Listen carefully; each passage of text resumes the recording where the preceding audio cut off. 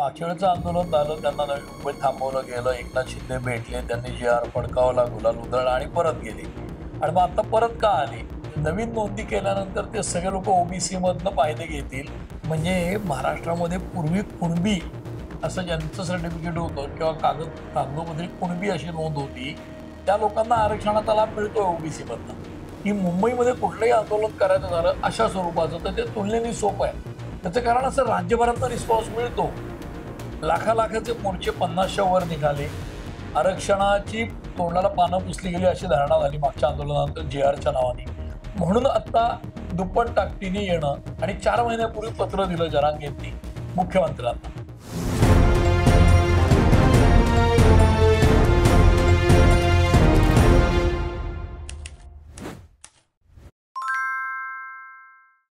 मंडळी नमस्कार.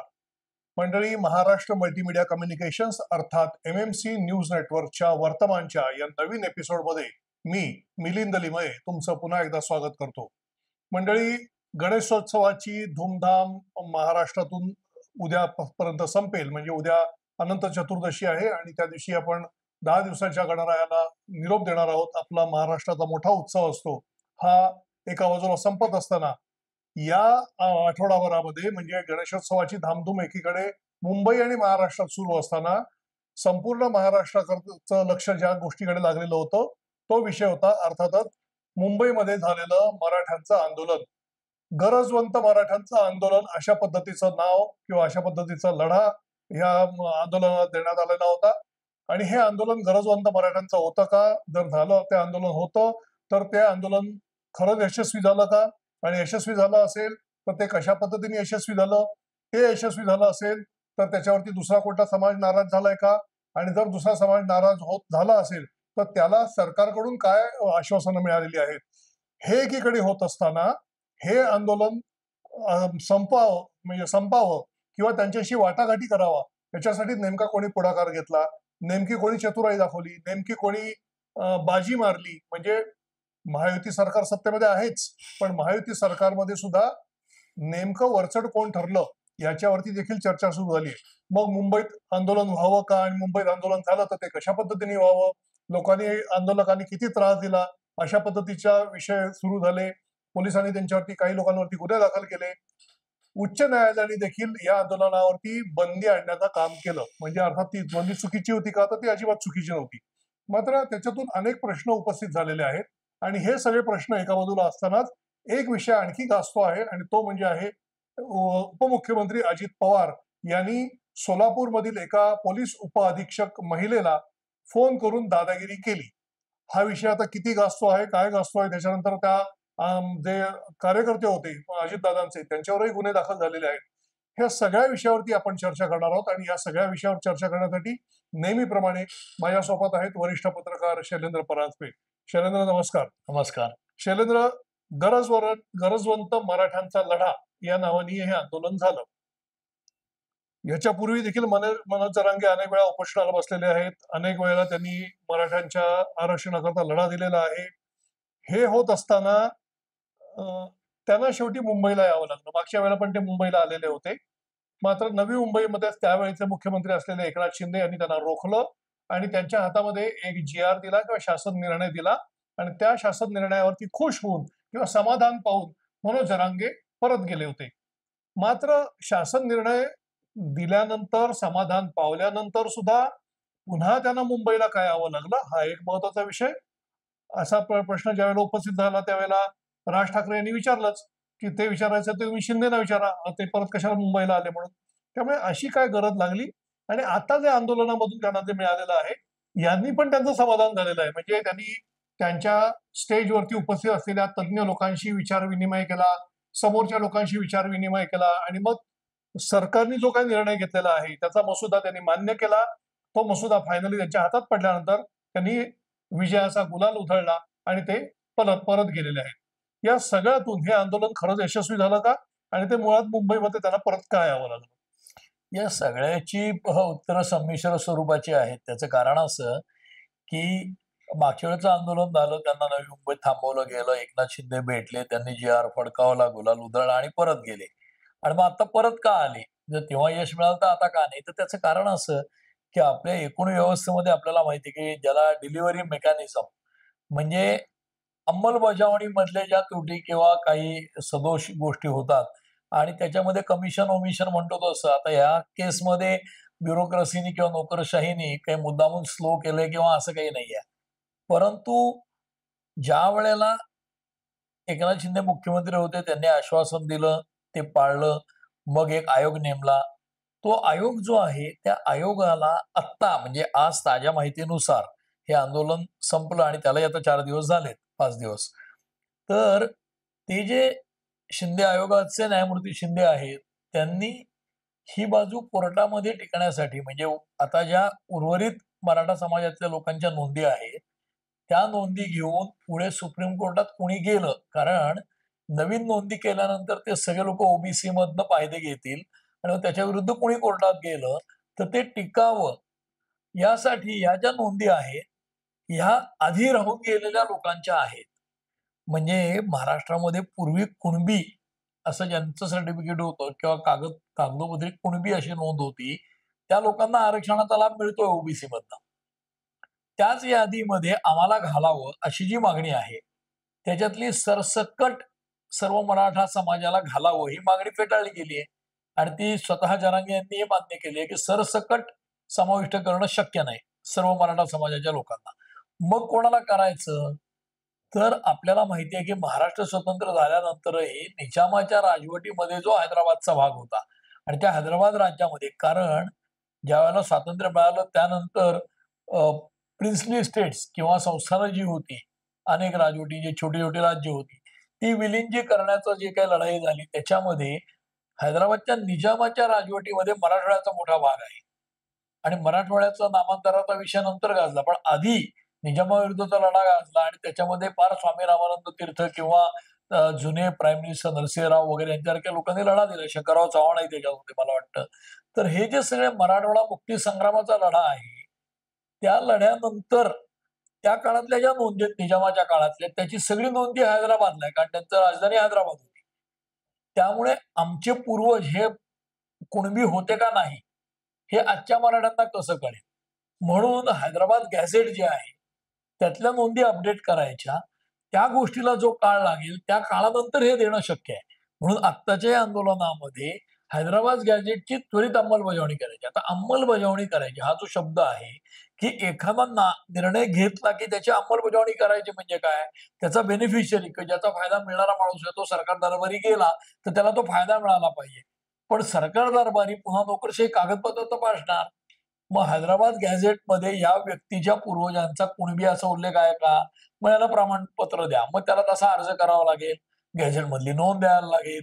ती दिली की त्याला कुणबी प्रमाणपत्र मिळेल. मग तो एलिजिबल होईल आरक्षणाला. ही जी प्रक्रिया आहे त्याला वेळ लागतो. म्हणूनच त्या न्यायमूर्ती शिंदे यांच्या म्हणण्यानुसार या गोष्टीला किमान 6 महिने लागतील अशी अपेक्षा होती. या आंदोलनामुळे आता ते त्वरित लागू करायचं हे ठरलं आणि जी.आर. काढलं. पण प्रत्यक्ष अंमलबजावणीला काही काळ जाणारच आहे. मग ही मागणी जुनी आहे का? हो, मराठवाडा कुणबी नोंदींसाठी जरांगे यांनी वेळोवेळी आंदोलनं केली. एकनाथ शिंदे यांनी अख्ख्या राज्याचा रिव्ह्यू करू असा निर्णय घेतला. त्याने कॉम्प्लिकेशन वाढली.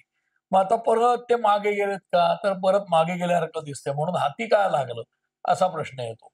त्यामुळे हे सगळे जी.आर. जे आहेत आत्ताचे जे जी.आर. काढले ते दणादण काढले गेले आणि तयार होते. याचा अर्थ हे काही स्टेज मॅनेज्ड आंदोलन आहे का असं वाटावं अशी परिस्थिती आहे. आणि जी.आर. वाचल्यानंतर त्याचा अर्थ पटकन लागणार नाही, कारण सरकारी भाषा आपल्याला माहिती आहे किती क्लिष्ट असते. मग तो बेनिफिशियरी ज्याला लाभ मिळायचा ती व्यक्ती सामान्य आहे, ती नोकरशाहीकडे जाईल, नोकरशाही अर्थ लावेल आणि त्यातनं कितपत फायदा मिळेल याविषयी साशंकता आहे. म्हणून मराठा समाजासाठी आंदोलन करणाऱ्यांचे काही वकील, काही तज्ज्ञ म्हणतात आम्हाला काही मिळालं नाही. इकडे भुजबळ ओरडतात की आमच्या ओबीसीमध्ये काही मराठा ऍड होतील. त्यामुळे एकूण सरकारला हा प्रश्न पूर्ण सोडवता आलाय का? तर असं आज मी तिला वाटत नाही. संकट थोडं पुढे ढकललं गेलंय की काय असं मला वाटतं. बरोबर आहे. त्याच्यामध्ये 2-3 एक छोटे छोटे विषय निर्माण होतात. एक तर 58 लाख नोंदी सापडल्या अशा पद्धतीचे एक मधल्या काळामध्ये आलं होतं. त्या 58 लाख नोंदी काय? कारण त्याचं कारण असं की आतापर्यंत मराठवाड्यामध्ये जे हैदराबादचं गॅझेटियर लागू करण्यात आलं त्याच्यामधून साधारणपणे 2.5 लाख जणांनी अर्ज केले होते आणि त्या लोकांना कुणबी प्रमाणपत्र मिळालं. मग 58 लाख नोंदी गेल्या कुठे? मग 58 लाख लोकांना ह्या कुणबी प्रमाणपत्र मिळणार का असा एक प्रश्न उपस्थित होतो.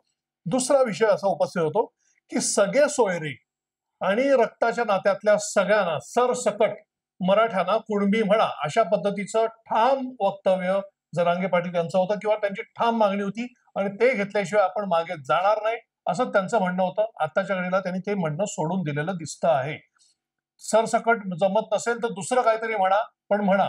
त्याचा अर्थ काय होतो? शेवटी एक गोष्ट लक्षात घेतली पाहिजे की कायद्यामध्ये ज्या गोष्टी बसतील त्याच गोष्टी मागितल्या पाहिजेत ना. हे जरांगे पाटलांना कळत नाही का? एक की ते कळत असून सुद्धा वेगळं काहीतरी मागणी करतात की अशी आडमोठेपणाची मागणी करतात असं वाटावं अशी परिस्थिती आहे की त्यांना सल्ला देणारे लोक किंवा त्यांचे जे कोण लोक आहेत ज्यांना अभ्यासक म्हणतात त्यांच्या दृष्टीने जे कोण आहेत ते काहीतरी चुकीचा सल्ला देतात का त्यांना किंवा ते काहीतरी अभ्यासक चुकीचं काय सांगतात का त्यांना, असा दुसरा मुद्दा उपस्थित होतो. आणि आता जर ज्या अर्थी हे हैदराबादचं गॅझेटियर लागू झालं तर फक्त मराठवाड्यातल्या लोकांनाच कुणबी प्रमाणपत्र मिळणार आहे. म्हणजे 2.5 लाख लोकांना आता मिळालं, आणखी साधारणपणे 2.5 ते 3 लाख लोकांना मिळेल अशी साधारणपणे अपेक्षा आहे. तर हा जो तिसरा मुद्दा आहे की मराठवाड्याच्या बाहेर तर काही कोणाला मिळण्याची परिस्थिती नाहीये या हैदराबादच्या गॅझेटियरमुळे. त्यामुळे हे या 3 प्रश्नांची उत्तरं नेमकी काय? नाही, त्याच्यामध्ये हैदराबाद गॅझेटमध्ये निजामाच्या काळामधलं जे हैदराबाद गॅझेट आहे त्याच्यामध्ये मराठवाड्यातल्या अनेक लोकांना आणि असं अनेकदा आपल्या समाजामध्ये घडताना दिसतं की आता मूळ फॅमिली असते कुठल्या तरी एका भागातली, ती विदर्भातनं उठून मुंबईत स्थायिक होते, 2 पिढ्या मुंबईत राहतात किंवा कोकणातनं उठून 3 पिढ्या मुंबईत राहतात किंवा मराठवाड्यातनं उठून साताऱ्यामध्ये स्थायिक झालेत किंवा साताऱ्यातनं उठून पुण्यात स्थायिक झालेत. अशा अनेक फॅमिलीज आहेत की ज्या पूर्वी शेतीवाडी करत होत्या, नोकरी धंद्यानिमित्त एखादा माणूस जीपीओ मध्ये जॉईन झाला, ब्रिटिशांच्या काळात इकडे आला, मग तो दिल्लीला स्थायिक झाला 100 वर्ष, अशा पण फॅमिलीज आहेत मराठी.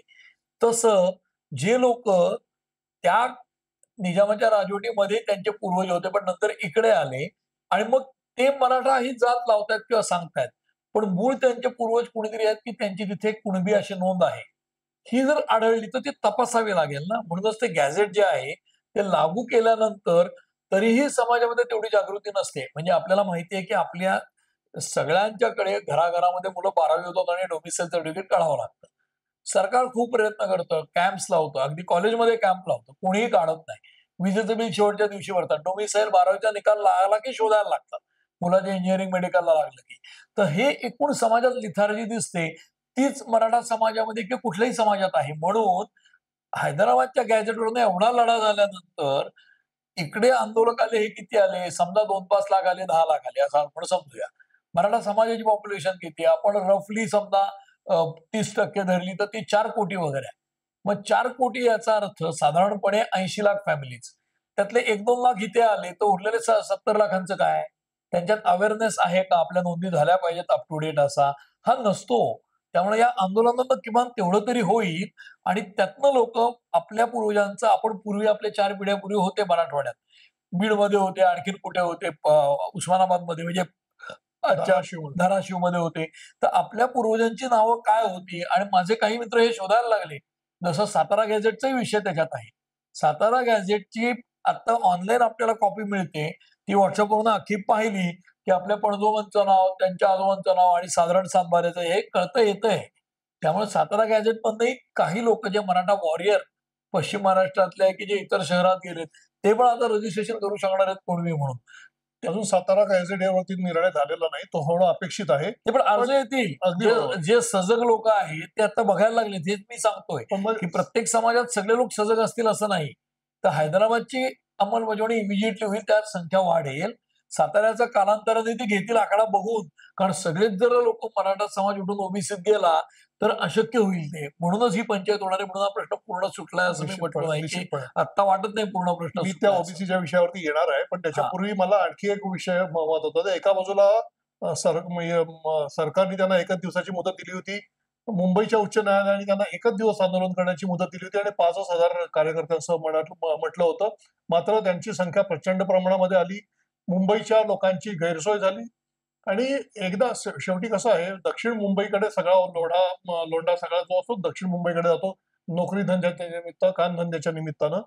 तिथे सगळे रस्ते ब्लॉक करण्यात आले, रस्त्यावरती गाड्या लावून तिथे खेळ खेळण्यात आले, सीएसटी स्थानकामध्ये खेळ खेळण्यात आले. याच्यावरती कोणत्याही पद्धतीची कारवाई होताना दिसली नाही. म्हणजे याचा अर्थ सरकारने सुद्धा त्याला थोडीशी मोकळीकच दिली होती असं म्हणायला हरकत नाही. हा झुंडशाहीचा प्रकार सुद्धा लोकांना जाणवलेला आहे. हा झुंडशाहीमध्ये काही केलेलं चालतं, कायदा किती धाव्यावर बसवला तरी चालतो, मात्र कारवाई होत नाही. आणि दुसऱ्या बाजूला जर कारवाई झालीच तर सरसकट मराठ्यांवरती झालेले जे गुन्हे आहेत हे मागे घेण्याकरताची मागणी आहेच त्यांची, आणि त्यामुळे ते मागेच घेतले जातील. मग हे कायद्याचे म्हणजे गुन्हे दाखल करण्याची प्रक्रिया तरी कशा करता करायची, हा एक विषय होता. हायकोर्टाने त्यांच्यावरती दबाव आणला होता म्हणून त्यांनी आंदोलन आटोपतं घेतलं, अशा पद्धतीचा एक चर्चा होती. आणि तिसरं महत्वाचं गोष्ट म्हणजे त्याच्यामध्ये की हे सगळ्या चर्चा होत असताना एक मोठा फरक आपल्याला जाणवला. तो फरक असा आहे की गेल्या वेळेपर्यंत एकनाथ शिंदे स्वतःहून काही मंत्र्यांना तिथे पाठवत होते चर्चा करायला. ते स्वतः जात होते, स्वतः त्यांच्याशी बोलत होते आणि आंदोलन समाप्ती करायला पण ते स्वतः जात होते. इथे मात्र देवेंद्र फडणवीस मुख्यमंत्री असून कोणताही मंत्री शेवटच्या दिवसापर्यंत चर्चेला गेलेला पाहायला मिळाला नाही आपल्याला. जे काय व्हायचं ते चर्चा त्यांनी आपसात केली इकडे. त्यांच्याशी चर्चा शेवटच्या दिवशीच करण्यात आली आणि त्या दिवशी त्यांनी जो मसुदा दिला तो मान्य करण्यात आला. देवेंद्र फडणवीस या सगळ्या चर्चेमध्ये कुठेही दिसले नाहीत.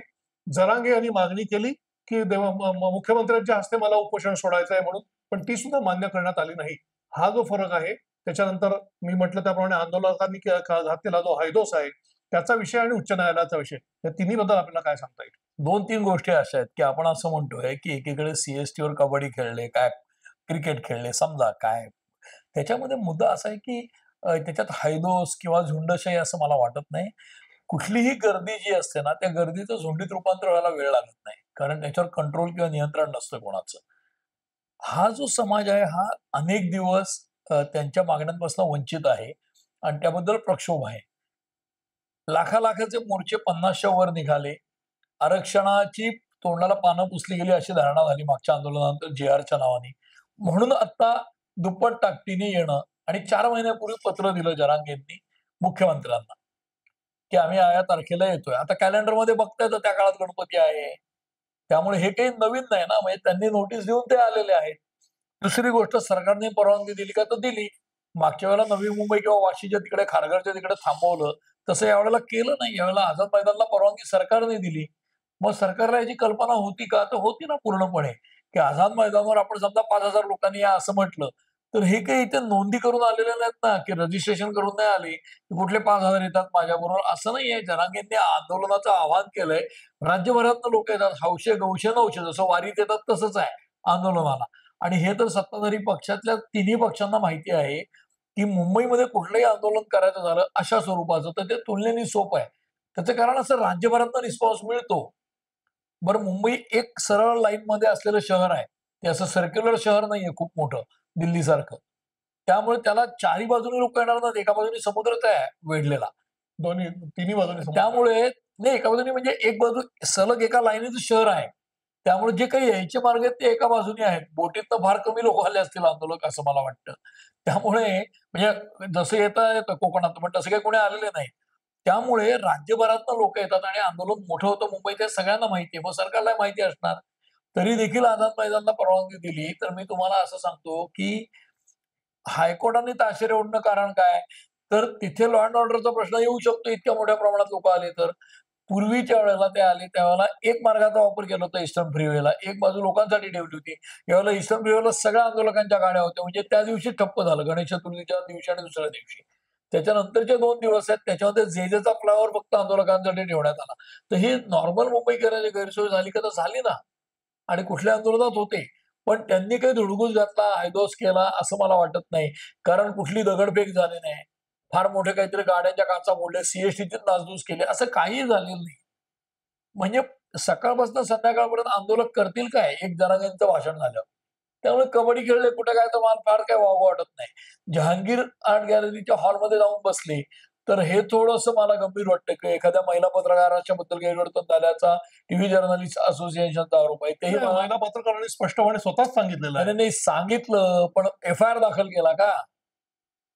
एफ-आय-आर का नाही दाखल केला? बाईट देणं हे नेते करतातच रोज.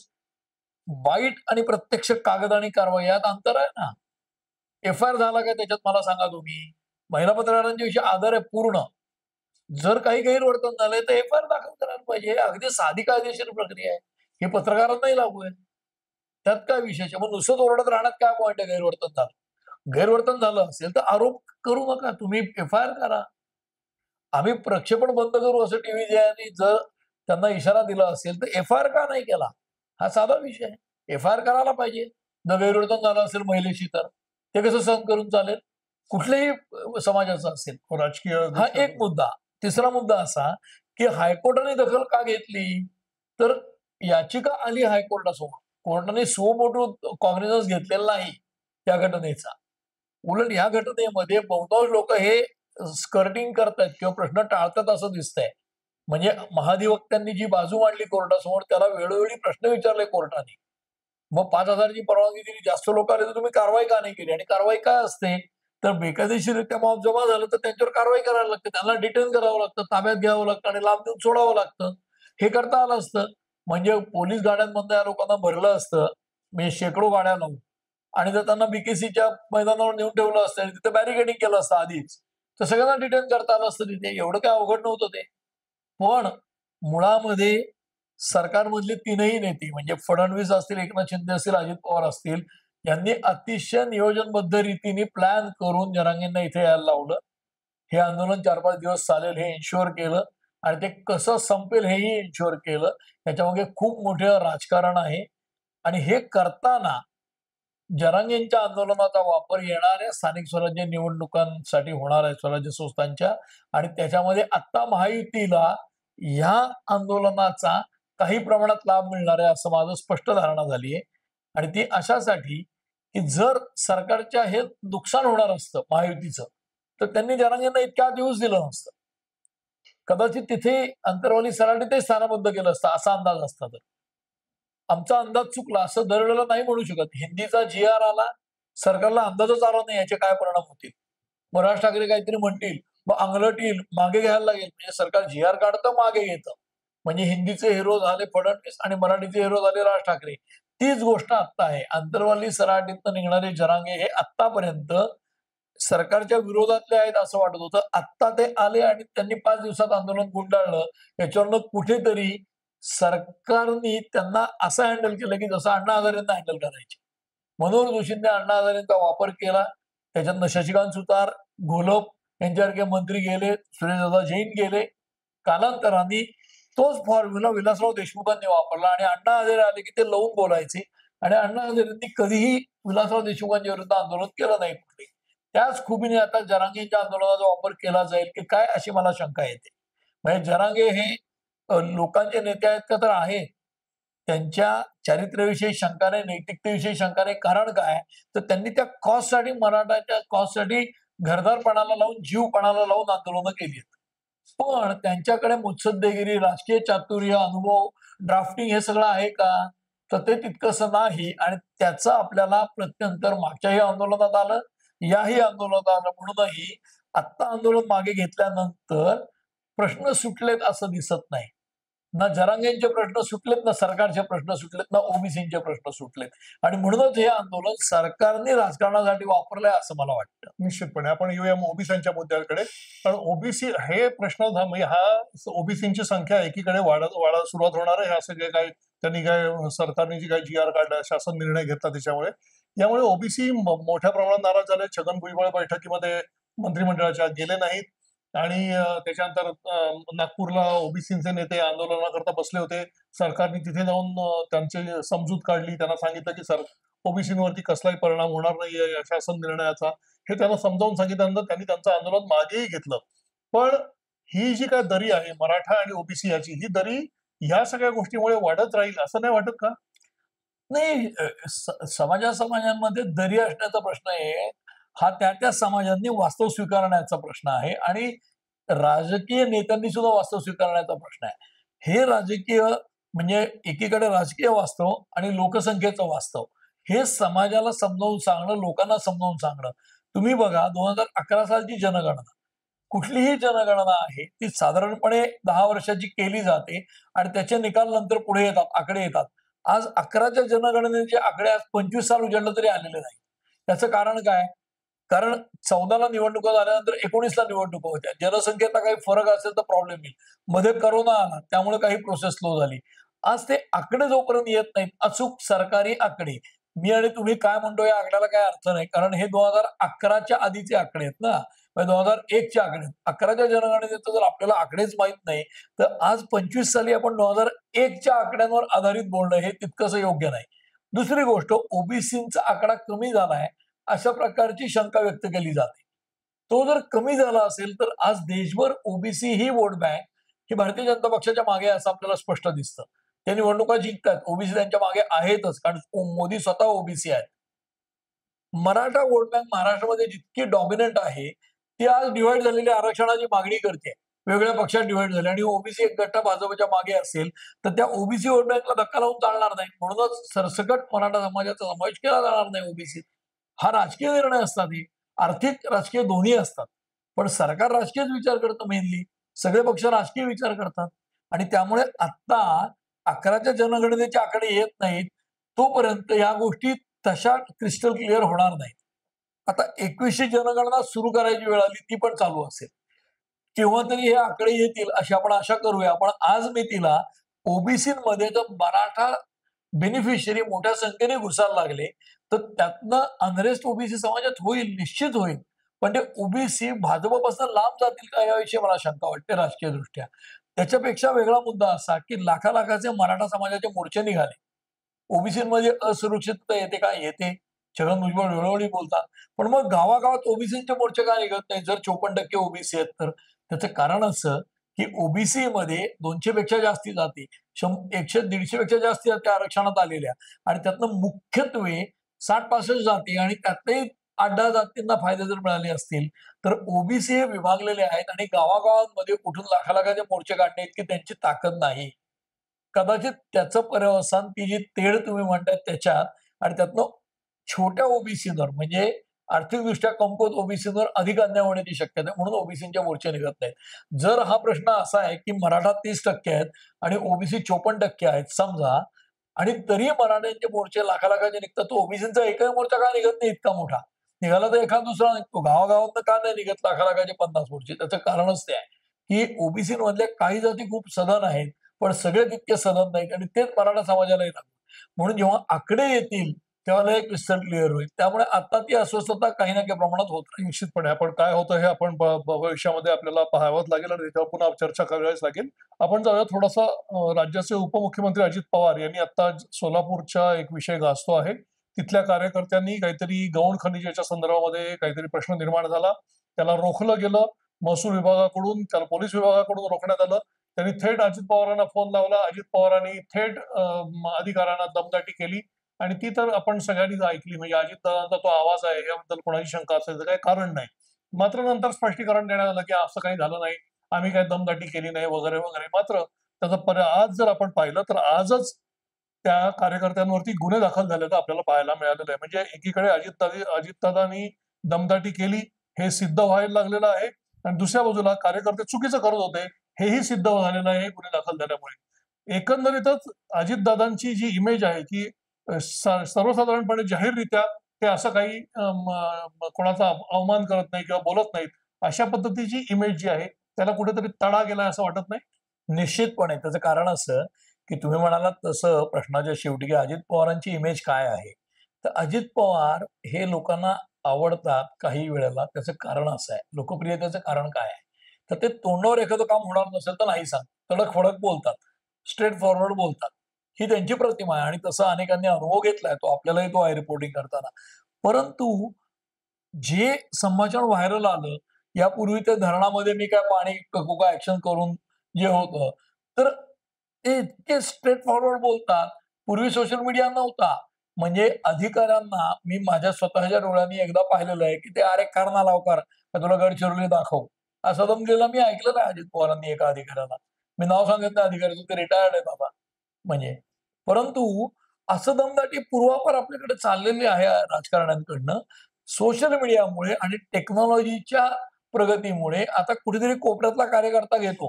म्हणजे हे मराठा आंदोलनाच्या वेळेला सुद्धा व्हायरल झालेले व्हिडिओ आहेत, ते कार्यकर्त्यांनी घेतलेले व्हिडिओ आहेत.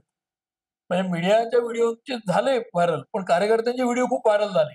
कारण काय, असे प्रसंग आपण नेम धरून टिपू नाही शकत सगळेच. कुठे कुठे घडत असतं काय काय आणि काय व्हायरल झाले आता सांगता येत नाही. तसं अजित पवार फोनवरनं जर त्या अधिकाऱ्याला दमदाटी केली असेल, पोलीस अधिकाऱ्याला, तर ते योग्य नाहीच आहे. त्यांच्या पदालाही शोभणार नाही आणि त्यामुळे त्यांना ते निश्चितपणे प्रतिमा खराब होईलच. पण आता त्या कार्यकर्त्यांवर गुन्हे दाखल झालेत असं तुम्ही म्हणताय. गौण खनिज, आता असा शब्द वापरला की लोकांना कळत नाही सामान्य प्रेक्षकाला, म्हणून मी हे सांगतो की दर सेशनमध्ये विधानसभेच्या वाळू माफियांचा विषय येतो. वाळू माफियांचा विषय काय येतो, तर वाळू जी काढली जाते ते वाळूचं, त्याला उत्खनन हा शब्द योग्य नाही, वाळू खणून काढतात नदीच्या किनाऱ्यापासनं. नदीचे ओढे असतात गावाकडे, तिकडे जी वाळू असते ती काढतात आणि त्याचे ठेके दिले जातात. त्याचा कॉन्ट्रॅक्ट किंवा ठेका मिळाल्यानंतर तो ठेकेदार वाळू काढतो. ती काढल्यावर तो प्रमाणापेक्षा जास्ती काढलं तर त्याचा प्रॉब्लेम असतो. म्हणजे 10x10च्या रूममध्ये जेवढी बसते त्याला ते 1 ब्रास वाळू म्हणतात साधारण. तर ती ट्रकमध्ये भरून देतात. ते ट्रक ओव्हरलोड असतात, त्याने रस्ते खराब होतात. नियमापेक्षा जास्त वाळू नेली की रेव्हेन्यूची मशिनरी म्हणजे महसूल खात्याच्या लोक अडवतात, काहीतरी कारवाई करतात. वाळू माफिया इतके उन्मत्त आहेत की काही तहसीलदारांच्या अंगावर गाड्या घातल्या गेलेल्या आहेत. आणि हे अनेकदा विधानसभेत विषय आलेला आहे. दरवेळेला वाळूचं आत्ता नवीन धोरण आत्ता आलेलं आहे या अधिवेशनामध्ये, की जे यापूर्वी नव्हतं. याच्या आधी एक विखे पाटलांनी आणलं होतं, आता बावनकुळेंनी आणलं. त्यामुळे हा विषय नवीन नाहीये. जर अजित पवारांचा कार्यकर्ता त्या वाळूच्या संदर्भात उत्खननाच्या असेल इन्व्हॉल्व, तर त्याची बाजू घेण्याचं कारण नाही. तरीही त्याला पाठीशी घालण्यासाठी जर अजित पवारांनी दम दिला असेल आणि आता गुन्हे दाखल झाले असतील तर ही गंभीर बाब आहे आणि अजित पवारांची प्रतिमा निश्चित खराब आहे. निश्चितपणे मंडळी, आपण हे सगळं पाहिलं. मराठा आंदोलनाच्या संदर्भामध्ये ज्या काही सगळ्या घडामोडी घडल्या, अर्थात त्या आंदोलनामागे जी असलेली भूमिका आहे, आंदोलनकर्त्यांची भूमिका आहे, सरकारची भूमिका आहे, सर्वसामान्यांचा त्याच्याकडे बघण्याचा दृष्टिकोन आहे. अनेक नेते मंडळांनी त्याच्यावरती काही कमेंट्स केलेले आहेत. या सगळ्यावरती इतक्या कमी वेळामध्ये चर्चा विस्तृतपणे होणं शक्य नाही. मात्र ढोबळमानाने जे काही प्रमुख मुद्दे होते ते आपण त्याच्यावर चर्चा करण्याचा प्रयत्न केलेला आहे. आता या आंदोलनाचं नेमकं फलित काय आहे हे काही कालांतराने दिसायला आपल्याला सुरुवात होईल आणि मग त्याचे परिणाम नवीन आंदोलनामध्ये होतात का किंवा नवीन आंदोलन तयार होत आहे का याच्यातून, हे पाहावं लागेल. आणि जर ते झालं तर त्याच्यावरती आपल्याला निश्चितपणे चर्चा करावी लागेल. अजितदादांचा विषय आपण पाहिला की नेत्यांची दादागिरी अधिकाऱ्यांवरती जी असते ती कायमस्वरूपी असते. काही वेळा ती दिसून येते, काही वेळा ती दिसून येत नाही. यावेळेला सोशल मीडियामुळे ती व्हायरल झालेली आहे आणि ती अधिक प्रमाणामध्ये लोकांपर्यंत पोहोचलेली आहे. त्यामुळे प्रतिमा डागाळले जाणं हे तर स्वाभाविकच आहे. मात्र कार्यकर्त्यांच्या अतिउत्साहीपणाचा जो गैरफायदा आहे, तो गैरफायदा किंवा एकंदरीत जो परिणाम आहे हा नेत्याला भोगावा लागतो, हे पण तेवढंच खरं आहे. आणि त्याच्यामुळे मराठा आंदोलन एकीकडे, अजित पवारांची तडा जाणारी प्रतिमा दुसरीकडे, अशा पद्धतीचा हा गेला आठवडा आपण जो काय सगळे विषय गाजले त्या विषयावरती आपण चर्चा केली. ही चर्चा तुम्हाला कशी वाटली ते आमच्या कमेंट सेक्शन मध्ये जाऊन निश्चितपणे सांगा. आमचा व्हिडिओ लाईक करा, आमचं चॅनल सबस्क्राईब करायला अजिबात विसरू नका. आणि यापुढे ज्या ज्या गोष्टी होत राहतील त्या गोष्टी घेऊन आम्ही नवनवीन गोष्टी घेऊन तुमच्या समोर चर्चेला निश्चितपणे येऊ. तोपर्यंत धन्यवाद.